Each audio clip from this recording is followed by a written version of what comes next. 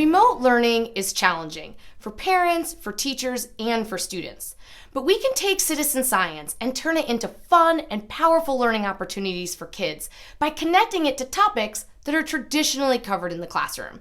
So today, I'm introducing you to the Bash the Bug Citizen Science Project. The bug in this project is the bacteria that causes tuberculosis. Tuberculosis has been around forever. There's even Egyptian mummies that show signs of TB infections, and scientists think the bacteria has been on Earth for over 2 million years. It's a contagious and infectious disease with a relatively high mortality rate, and recently, strains are showing up as antibiotic resistant.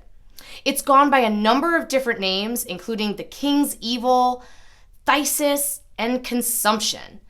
Today, about 1/3 of the world's population is a carrier of the TB bacterium and at risk for an active infection.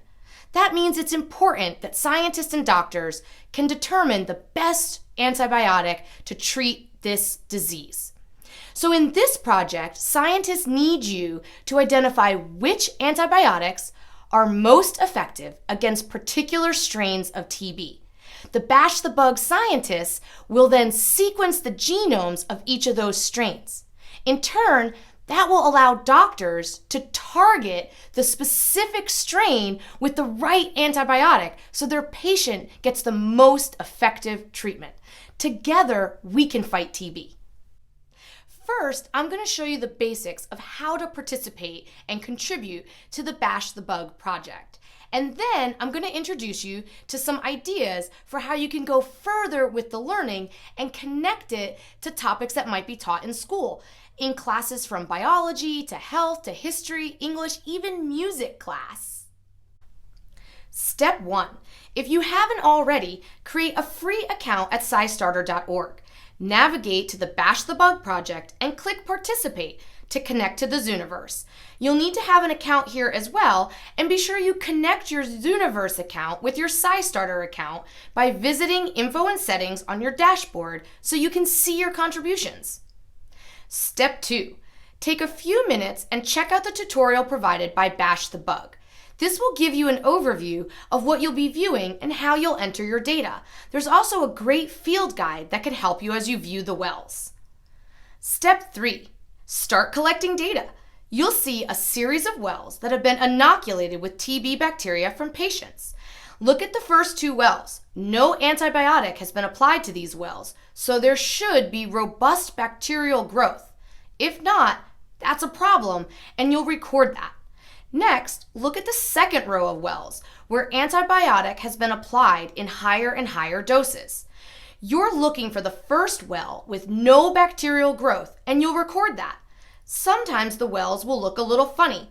The field guide can help you identify what you're seeing, but if you can't tell, you can record that too.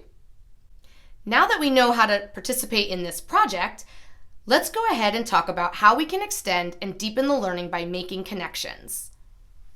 This project connects in so easily to biology classes and across multiple points in the curriculum. You can talk about bacteria with the diversity of life, you could talk about the genetic component, you could talk about the immune system, you could talk about Koch's postulates of infection, you could talk about laboratory techniques, and of course you could talk about experimental design. In a health class, this project ties in really well with any discussion about vaccines and antibiotics, infectious disease, or public health topics, including good hand-washing hygiene. But citizen science doesn't have to stay in the science classroom. You can bring it into the history classroom. TB played a big role in lots of different parts of history, including all the way back to the time of Hippocrates, who talked about TB, or the White Plague in the 17th century, and of course the Middle Ages, where you can introduce the concept of royal touching for curing disease. In a lot of English literature, the heroine died of TB, or consumption as it was known. It was sort of considered romantic. So you could introduce this concept. The Bronte sisters both died of consumption, John Keats, and George Orwell. And maybe I've saved the best for last. Who would think you could connect this project to music class? But in both La Traviata and La Boheme, characters die of TB. So now that you know how to participate in this project and have some great ideas for how to go further with your learning and tie it to more traditional topics, get out there and bash some bugs.